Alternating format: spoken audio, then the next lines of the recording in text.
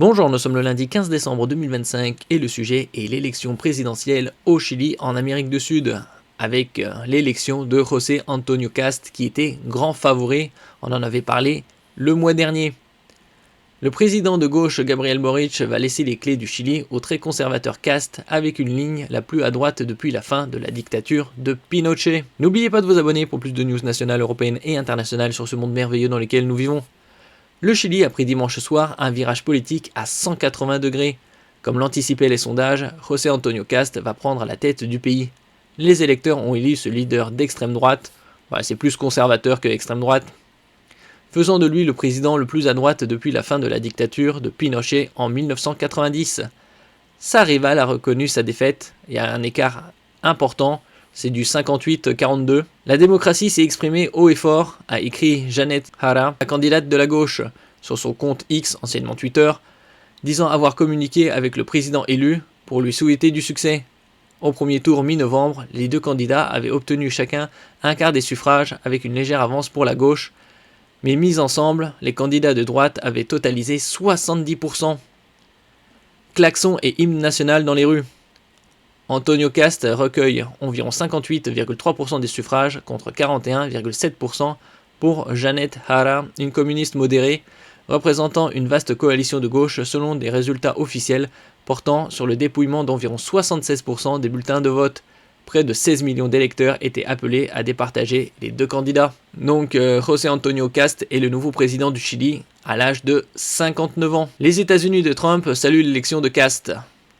Le président élu, qui prendra ses fonctions en mars, a reçu les félicitations du chef de la diplomatie américaine, Marco Rubio, qui a vanté des priorités communes, notamment le renforcement de la sécurité publique, la fin de l'immigration illégale et la revitalisation de notre relation commerciale. L'ultralibéral argentin Javier Milei, qui est président d'Argentine, pays frontalier, allié de Donald Trump, a fait part de son immense joie après l'écrasante victoire de son ami, se disant certain de pouvoir travailler avec lui pour que la région adopte les idées de la liberté et que nous puissions nous libérer du joug oppresseur du socialisme.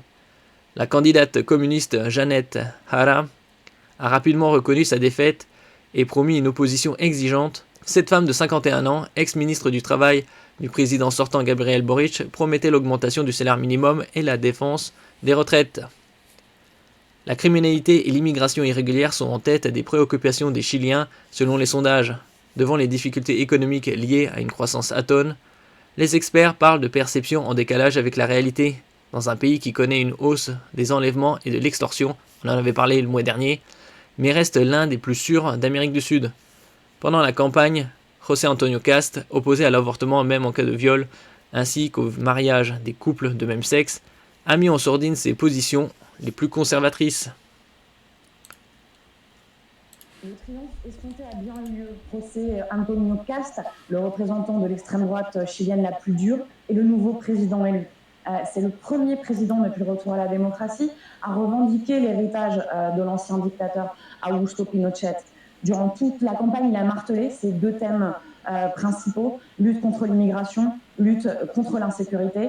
Il promet une politique de mano dura extrêmement répressive. Il promet aussi des reconduites massives à la frontière des immigrés clandestins. Alors il est assez intéressant d'observer le changement radical qui s'est produit dans la société chilienne en seulement quelques années. Souvenez-vous, il y a 6 ans, c'était l'estallido ici, cette grande vague de manifestations, d'abord étudiantes et puis rejointes par une partie de la société, qui exigeait une refonte profonde de l'État, plus de justice sociale, plus d'égalité.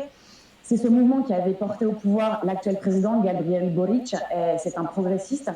Mais cette transformation profonde du pays n'a pas eu lieu. Le processus de réécriture de la Constitution a échoué.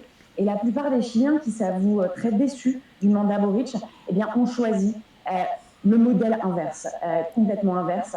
Et le Chili, aujourd'hui, s'inscrit sur la très longue liste de pays qui sera gouverné par l'extrême droite. Catholique pratiquant et père de 9 enfants, l'ex-député Cast, 59 ans, a fait campagne sur la lutte contre la criminalité et la promesse d'expulser les près de 340 000 migrants en situation irrégulière, pour la plupart des Vénézuéliens, le Venezuela qui s'est effondré ces dernières années.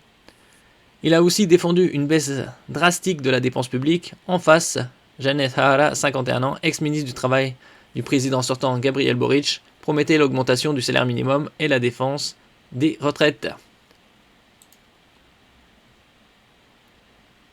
Merci pour votre écoute et à la prochaine.